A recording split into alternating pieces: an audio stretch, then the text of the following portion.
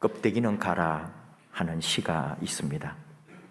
신동엽 시인이라고요. 1930년생이시니까 적은 나이가 아니죠. 근데 이분이 1969년에 돌아가셨어요. 너무나 젊은 나이에 돌아가셨는데, 이 껍데기는 가라 하는 시는 1967년에 나왔고요. 4.19와 같은 격변의 시대에 참으로 이 나라가 진정한 민주주의의 나라로 변하기를 원하는 시인의 절규 같은, 이 역사 속에 참된 나라, 자유의 나라를 꿈꾸었던 시인의 외침이 있는 시입니다. 껍데기는 가라. 우리 신앙으로 고백을 하자면 껍데기는 가고 속 사람으로 살라, 겉사람이 아닌 속 사람으로 살라 하는 그런 외침 아니겠어요? 근데 우리 신앙생활이 언제인가부터 껍데기 신앙생활을 하고 있는 것처럼 속 사람으로 살아야 되는데 겉사람으로 살고 있는 우리의 모습, 언제인가부터 우리는 껍데기, 겉사람 인생으로 살고 있는 우리 자신을 발견할 때가 많이 있을 거예요. 선악을 말하잖아요. 선의 반대는 악이라고 생각하기 쉽지만 사실 선의 반대는 위선입니다. 거짓 위, 거짓된 선이 더 악하다는 거예요. 우리 사회는 악을 싫어하고 비난하고 심판합니다. 그리고 겉으로 드러난 악들은 잘 보여요. 숨었더라도 경찰이 찾아내어서 꼭 또 재판을 하고 거기에 대한 대가를 지불하게 합니다. 그런데 악이 선으로 포장되어 있을 때 그것이 바로 위선이고, 위선은 감추어져 있고 위선은 악보다도 더 큰 악인 것을 우리는 간과하는 거죠. 속다르고 겉다른 게 위선입니다. 겉으로 보면 누구보다도 선하고 의로운 것 같아 보이는데 그 속에는 악이 가득한 사람들이 있죠. 대표적인 예가 종교인도 될 거예요. 예수님께서 자주 하시는 말씀, 예를 들면 마태복음 6장 5절, 또 너희는 기도할 때에 외식하는 자와 같이 하지 말라. 여기서 외식이 다른 표현으로 하면 위선입니다. 위선자 같이 하지 마라. 그래서 다른 번역 성경에는 너희는 기도할 때에 위선자들처럼 하지 말아라. 그들은 사람에게 보이려고 회당과 큰 길 모퉁이에 서서 기도하기를 좋아한다. 그렇게 번역을 했어요. 영어 성경은 거의가 다 히포크리티라고 하는 위선자라고 번역을 합니다. 오늘날 우리식으로 딱 말하면 뭐냐? 쇼하지 마라, 그 말이에요. 그런 말 들어보셨죠? 쇼하지 마라. 우리가 그렇게 말할 때도 있고 누군가 나를 보고 그럴 수도 있고요. 그리고 우리가 일반적으로 볼 때 저 쇼하고 있네, 이렇게 표현하는 거죠. 이 말은 쇼에 대한 부정적 의미입니다. 원래 쇼라는 말은 부정적인 것은 아니에요. 공연 같은 게 뭐 잘못됐나요? 쇼라고 하는 말의 사전의 뜻은 다른 사람에게 보이거나 다른 사람이 보도록 늘어놓는 일이나 구경거리입니다. 좋은 거예요. 그런데 사전에 두 번째 뜻이 있어요. 남에게 일부러 꾸미는 일, 그런 뜻인 거죠. 우리가 쇼하지 마라 하는 거는 일부러 꾸며서 거짓 일을 하지 말라, 그런 말입니다. 우리 사람은 언제부터 쇼를 했을까요? 인류 역사 가운데 누가 제일 먼저 쇼를 만들어냈거나 쇼를 했을까? 바로 가장 처음 사람 아담과 하와 때부터 쇼를 했습니다. 그 첫 번째 쇼가 무화과 이파리 치마 쇼였습니다. 오늘 하나님께서 주신 말씀 그대로 하나님께서 금하신 선악을 알게 하는 나무의 열매를 따먹고는 눈이 밝아져서 자기들이 벌거벗은 줄을 알고 무화과 잎을 엮어 치마를 만들어 입었다고 오늘 말씀하고 있죠. 하나님께서 해주신 것 외에 자기들이 뭘 만들고 붙이고 꾸며서 하나님 앞에서 보인 거죠. 물론 처음에는 숨었어요. 그런데 하나님 앞에 나올 수밖에 없는, 그리고 그게 바로 쇼였던 거예요.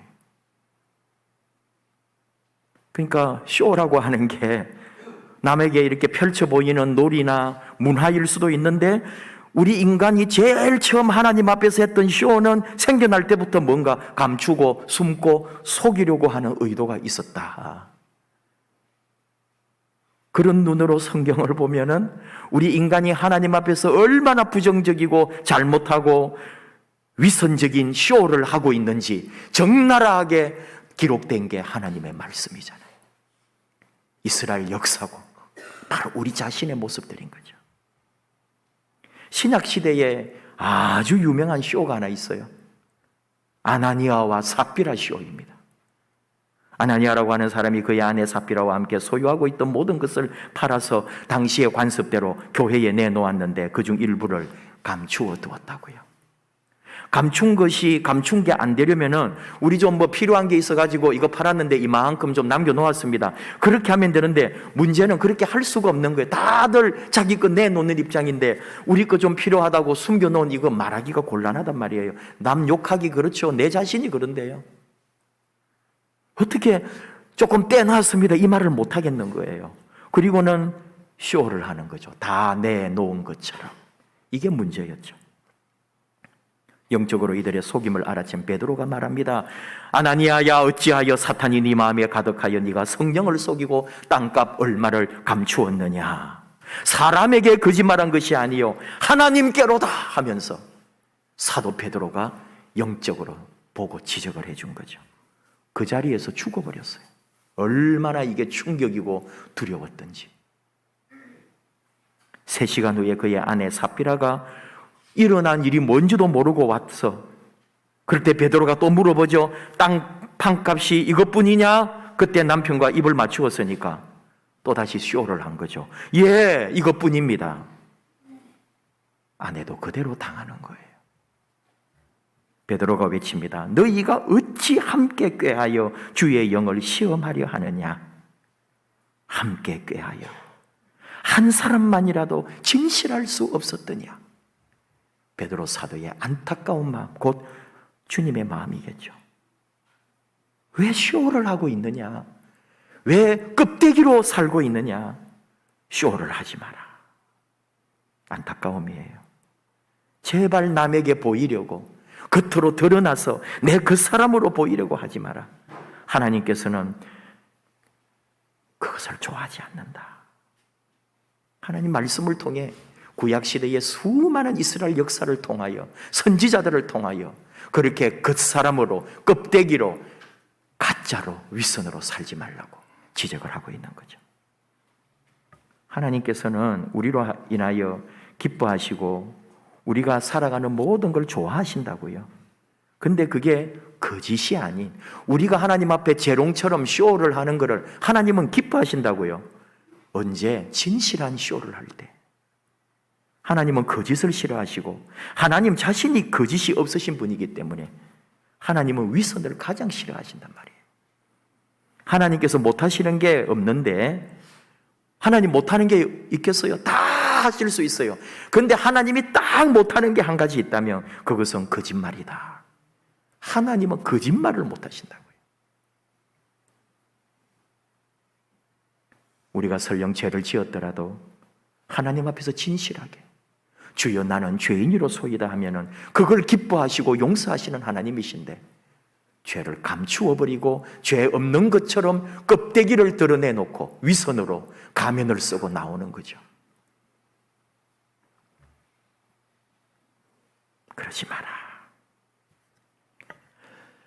원래 개혁교회는 신약의 말씀과 구약의 말씀을 같이 봤어요. 지금도 교회들 중에는 전통을 잘 살려서 설교할 때에 구약 성경과 신약 성경에 반드시 2군데 말씀을 읽고 설교합니다. 그리고 그걸 연결하는 거예요. 근데 우리가 사실 목회자들이 그런 게 쉽지도 않을 뿐더러 또 귀찮기도 하고 예배 시간 짧은 시간 안에 이걸 맞추려고 하다 보면은 뭔가를 떼내는데 그래서 한 개만 택하기도 하고 그런 거예요. 오늘 우리는 이 창세기 이 무화과 잎으로 자신을 감추고 위선적으로 또는 껍데기를 산 사람들 앞에서 하나님께서는 우리에게 신약시대에 무엇을 말씀하시는지 에베소서 2장 11절에서 13절 말씀을 우리 개혁교회 전통으로 한 말씀을 더 보려고 하는 거예요. 여러분 같이 말씀 한번 찾아볼까요? 에베소서 2장 11절에서 13절.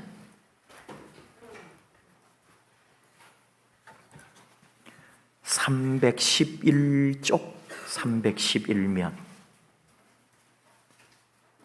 에베소서 2장 11절에서 13절 제가 말씀을 봉독합니다. 그러므로 생각하라. 너희는 그때의 육체로는 이방인이요 손으로 육체에 행한 할례를 받은 무리라 칭하는 자들로부터 할례를 받지 않은 무리라 칭함을 받는 자들이라.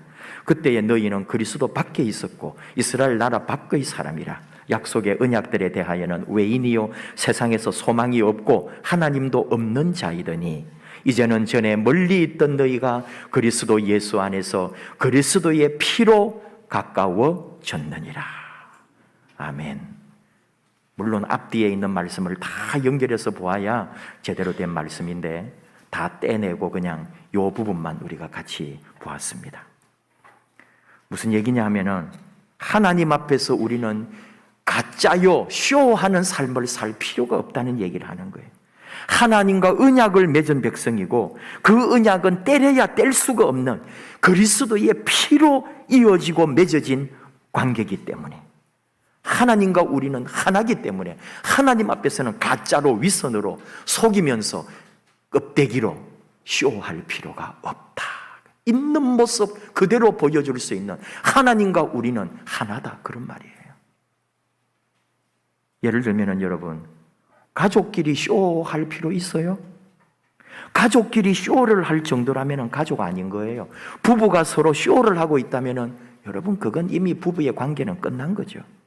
하나님과 우리 사이에 쇼를 하고 있다면 예배자로 나와서 가짜로 껍데기로 내가 지금 예배 쇼를 하고 있다면 신앙의 삶에서 신앙적 쇼를 하나님 앞에서 하고 있다면 그건 예배도 아니고 신앙도 아닌 거잖아요. 그 얘기하는 거예요. 근데 그 근거가 어디 있다고요? 예수 그리스도로 인하여 맺은 피의 언약으로 하나님과 우리 사이는 하나가 되었기 때문에 우리는 그리스도 안에서 있는 그대로 진실함으로 나아가게 된다. 그런 말입니다. 교회 공동체가 윗선이 들어오면은 교회가 아닌 거예요. 그때부터는. 서로를 속이는 거잖아요. 다 거짓된 모습으로 이것이 진짜인 것처럼 보이지만 속에는 진짜를 감추고 겉으로는 껍데기로 사랑한다, 섬긴다, 교제한다, 안녕하세요, 감사합니다, 축하합니다. 다 거짓일 때 우리 자신이 더 잘할 거예요. 결국은 하나님께로다 이 말이죠. 사람에게 속이는 게 아니고. 에베소서는 옥중서신이라 그래요. 사도 바울이 감옥에 있을 때, 고통 속에 있을 때 보낸 편지예요. 그리고 에베소 교회만 보낸 말이 아니고 결국은 2000년 기독교 역사에 온 세계 교회와 바로 우리 자신들에게 주는 하나님의 말씀인 거죠. 세상 모든 교회, 모든 성도가 예수 그리스도를 믿는 믿음으로 하나 되었다고 사도 바울은 선포하고 있습니다. 하나님께서 우리를 선택하셨고 자녀로 삼으셨고 예수님을 통해 하나님과 우리 사이가 화해됨으로써 뒤에 나오는 말씀들인데 하나님과 우리 사이에 막힌 담이 허물어져서 하나님과 우리 사이가 하나 되고 연합되고 통합되었다고 하는 하나님이 우리와 함께한다. 그리스도 사랑 안에서 우리 모두가 하나다. 근데 이제 그 비교를 하는 거예요. 유대인들 앞에 11절과 이제 12절에 유대인들은 어떻게 했는지 우리를 대할 때 그들은 선택받았다 그랬고 그들이 선민이라 그랬고 그들이 하나님과의 모세의 율법을 통해 연합된 민족으로 살아왔는데 그들은 언제나 우리를 외인 또는 이방인 그리고 약속이 없고 소망이 없고 하나님도 없는 자라고 하면서 우리를 무시하고 따돌렸단 말이에요. 하나님의 원래의 마음을 모르고 외적 껍데기 인생이 유대의 삶이고 우리 그리스도인이 내적 속사람으로 하나님과의 온전한 관계를 맺고 살아가게 되었다. 그 얘기를 하는 거예요. 11절 이스라엘 사람들 유대인들이 볼 때 우리는 하나님 밖의 사람이에요. 저주받은 사람이에요. 버림받은 사람이에요. 사람 대접받지 못한 부류였다는 거죠. 그리고 유대인들은 자기들은 할례받았다는 거. 태어나서 8일 만에 할례받았다는 게 다른 민족과 구별된 가장 자랑스러운 것으로 여겼어요. 다 그게 외적 껍데기의 삶인 거죠. 여자는 없어요. 그거부터 잘못된 거 아니에요? 여자의 인생은 쳐다보지도 않는 거예요. 오직 남자만이, 할례받은 남자만이 하나님께 구원받는 백성이다. 오해하는 거예요, 하나님을. 지금도 얼마나 유대인들 중에 정통 유대인들은 외적인 것으로 껍데기의 유대인의 삶으로 구원받은 자처럼 얼마나 교만한지 모릅니다. 자기들은 하나님과 언약을 맺고 있다는 거 아니에요. 요 모세의 율법, 그리고 안식일의 법 같은 거, 일생 동안 그 안식일을 지키면서 좋아요. 그런데 그게 다 껍데기 안식일 지키는 게 얼마나 많은지요. 형식적인 안식일. 예수님이 신랄하게 비판하시는 거 아니에요? 그 2000년 전에도. 정말 안식일답게 안식일 지키는 게 아니고 외적으로 하지 마라 하지 마라 하지 마라 그것만 딱 지키고 있으면 안식일 지킨 것처럼. 진정한 안식은 뭐예요?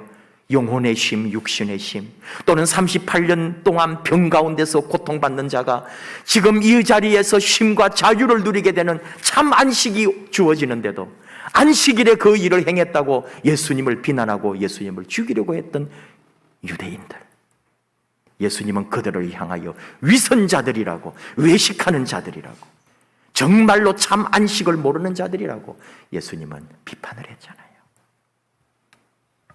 껍데기로 살지 말라고. 이게 하나님께서 예수님을 통하여 우리에게 가르쳐 주시는 내적 신앙의 삶, 속사람에 대한 끊임없는 가르침입니다. 저희가 이렇게 목회자 공부하는 곳에 가가지고 이스라엘 대사님이 오셔가지고 특강을 했어요. 정통 유대인이더라고요. 목사들을 무시합니다. 이 기독교를 아주 얕보시더라니까요. 그 강의에 그게 다 느껴지는 거예요. 유대인의 그 자랑스러움과 자부심이 얼마나 대단한지. 너희들 아무리 뭐 한다고 해도 소용없다는 식이고요. 뭘 예수를 믿는다고, 메시아 오지도 않은 메시아를 믿는다고. 이야, 물론 강의할 때 그렇게 세게 하진 않았지만 그의 말 속에 있는 모든 게 그런 식이었어요. 굉장히 우리를 무시하고 아주 웃긴다는 식으로 그렇게 말씀을 하시더라고요. 이야, 이분들의 벽이라는 게 어마어마하구나. 예수가 없으면 이들은 영원히 유대인과 비유대인의 장벽을 쌓아놓고 완전히 단절한 사람들이에요. 근데 반면에 또 제가 또 다른 세미나 다니면서 만난 사람 중에는 유대인 중에 예수 그리스도를 주님으로 영접하고 믿는 유대인 목사님 만났거든요. 이분들은 또 완전히 달라요. 예수 안에서 완전히 녹아져서 율법을 이루신 예수님 앞에 자신의 마음과 사랑을 온전히 바치고 이미 우리 가운데 오신 메시아 예수 그리스도를 주님으로 영접하고 예수 그리스도 안에서 우리 모두는 하나라고, 유대인이 따로 있고 이방인이 따로, 그런 장벽, 그런 개념 자체가 없어요. 그리스도의 피와 십자가 은혜로 우리는 하나라고 이들은 고백하면서 예수님을 믿고 섬기는 거예요. 속사람으로 하나님을 사랑하고 믿는 사람들이에요. 유대 전통과 율법대로 뭐 유월절 지키고 안식일을 지키고 그런 규례를 지키는 것으로 아니에요. 지금도 유대인들은 새로운 유대의 이스라엘의 온전한 나라가 이루어지면 성전을 회복하여 짐승 잡는 성전 제사를 하는 게 소원이에요. 그걸 2000년 동안 그게 막혀 있죠, 지금.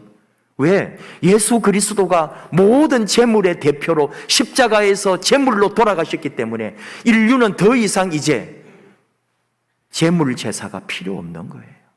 우리 이 고린도서를 통해서 배운다면 첫 아담으로부터 죄가 와서 모든 인류가 원죄라고 하는 죄를 지고 있다면 두 번째 오신 마지막 아담 예수 그리스도가 십자가에 죽으시고 부활하심으로써 그 모든 죄를 해결했어.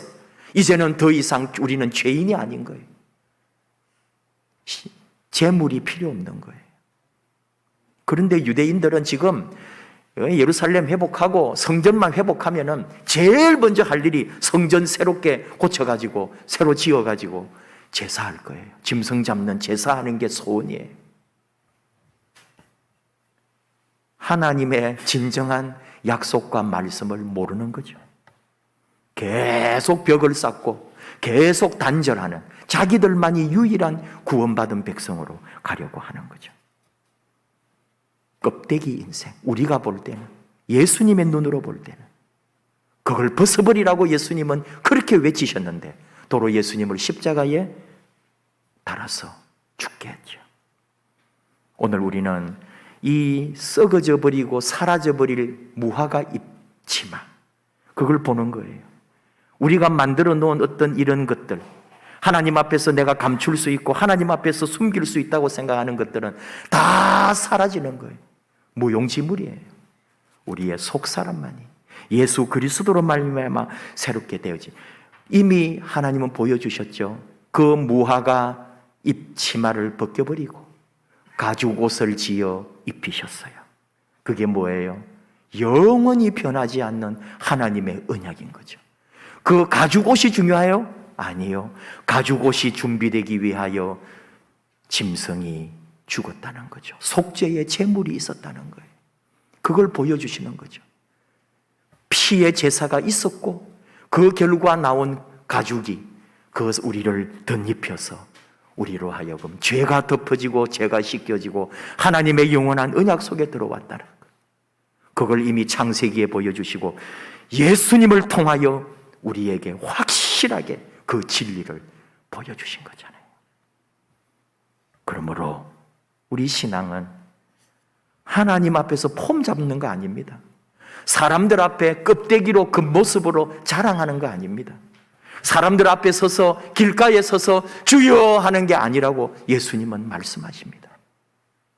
아무도 없는 그 자리에서도 하나님과 우리 사이에 오고 가는 아름다운 진실이, 참된 믿음이, 그게 신앙인 거죠. 우스갯소리로 하는 말이지만은 명절 때만 되면 한 달여 전부터 자동차 세일 광고를 엄청나게 합니다. 여러분 항상 경험하실 거예요. 혹시 또 나보고 하는 소린가, 내가 이번 명절에 차를 샀더니, 그러시지는 말아요. 왜 그때 해요? 왜 자동차 업계는 명절 앞두고 차 사라고 막 세일을 해주고 아주 파격적 가격으로 차를 사라 그래요?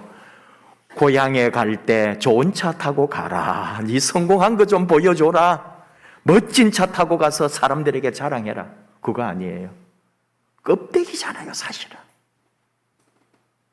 그런데 우리에게 그렇게 유혹하고 우리는 거기에 속는다니까요. 그 껍데기 보여주려고.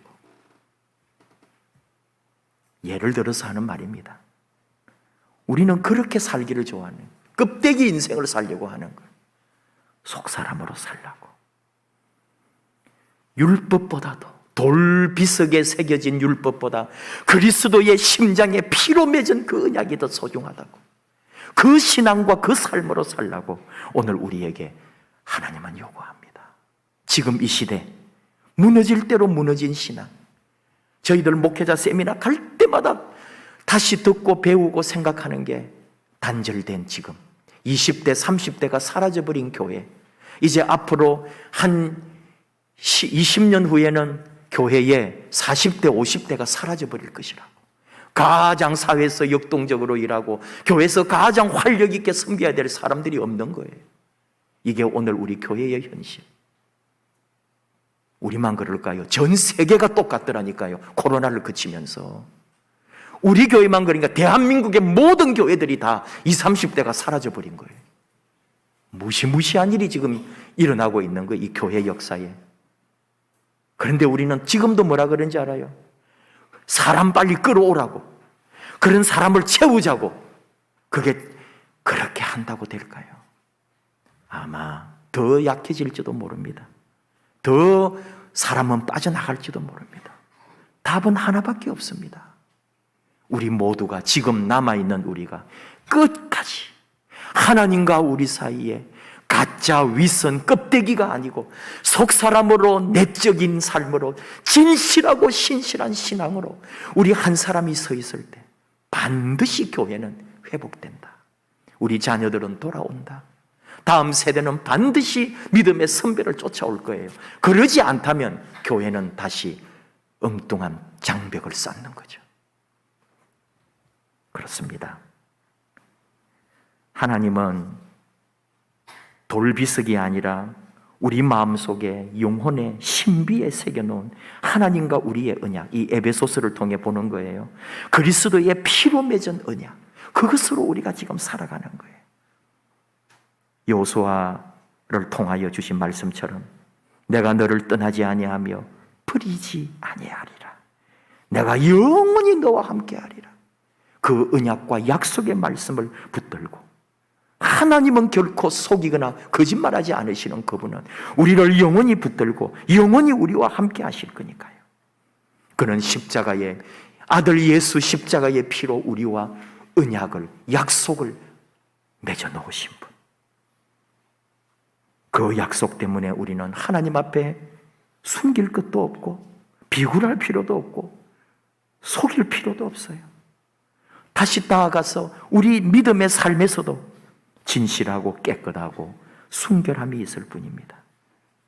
오늘 무화과 잎으로 잠시 자신을 가렸던 아담과 하와를 생각하면서 내 신앙에, 내 삶에 하나님 앞에 위선적이고 쇼하는 것이 없는지, 아니 교회에 와서 또는 내 삶의 신앙에서 내가 위선적 쇼를 하는 게 없는지, 베드로는 우리를 향하여 사람에게 하는 게 아니라 하나님께 하는 거라고 단호한 그의 준엄한 말씀 앞에 오늘 우리 자신을 살피면서 그리스도의 피, 그 십자가 은혜로 맺어진 하나님과 우리 사이에 맺어진 그 언약을 붙들고 아버지 하나님의 마음을 닮아가는, 아버지 하나님의 눈길을 따라가는, 아버지 하나님의 뜻을 쫓아가는, 그래서 내 안에 겉이나 속이나 하나님 앞에 숨길 것이 없는,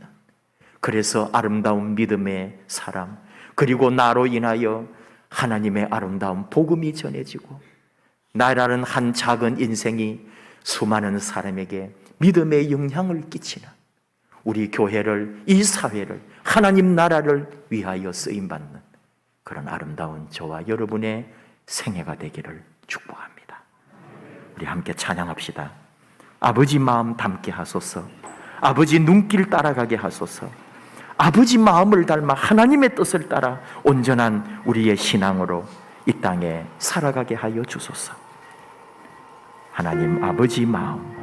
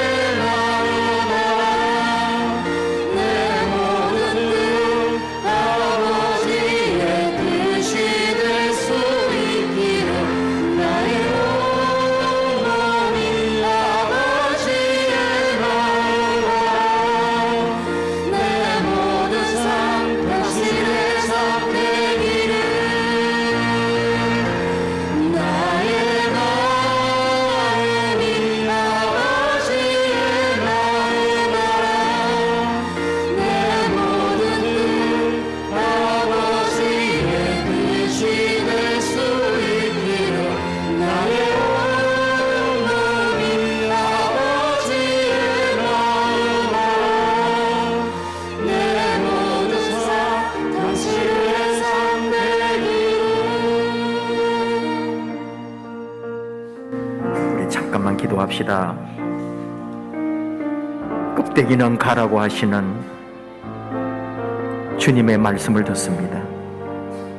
겉모습 외적으로 남에게 보이는 삶이 아니라 너의 속 사람이, 너의 영혼이, 너의 진실이 살아있기를 나는 원한다. 주님의 음성 듣기를 원합니다. 그리고 아무도 모르고 아무도 바라보지 않아도 내 자리, 내가 걸어가는 그곳에서 주의 말씀과 사랑과 주님의 눈물 속에, 그리고 우리와 맺어진 십자가의 그 언약의 피와 그 귀한 사랑의 약속 붙들고 지금 내 자리에서 묵묵히 이 믿음의 길을, 신앙의 길, 사랑의 길, 이 진리의 길을 걸어가겠노라고, 하나님 나라와 의를 위하여 부르실 때 쓰임 받겠노라고, 우리 그 부르심 앞에 언제나 귀를 열고 주여 내가 여기 있사오니 나를 사용하소서, 부르심 앞에 순종하기로 결단하면서 오늘 주신 말씀으로 주여 내 속사람으로 살게 하소서. 우리 함께 주여 부르고 같이 기도하겠습니다. 주여, 감사합니다 아버지.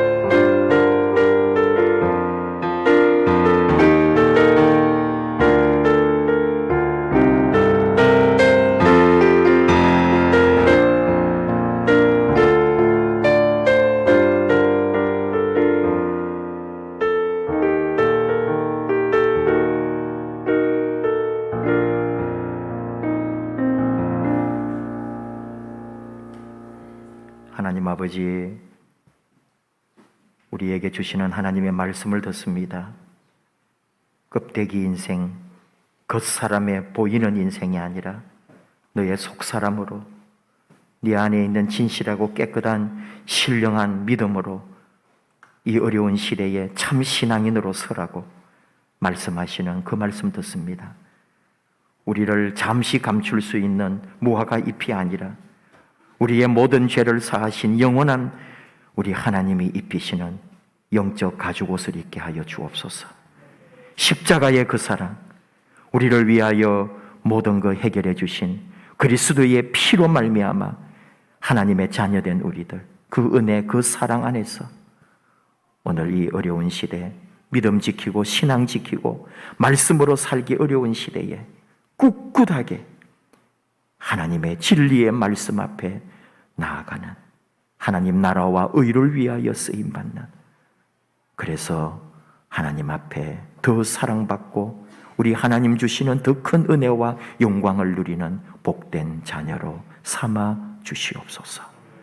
예수님의 이름으로 기도하옵나이다. 아멘.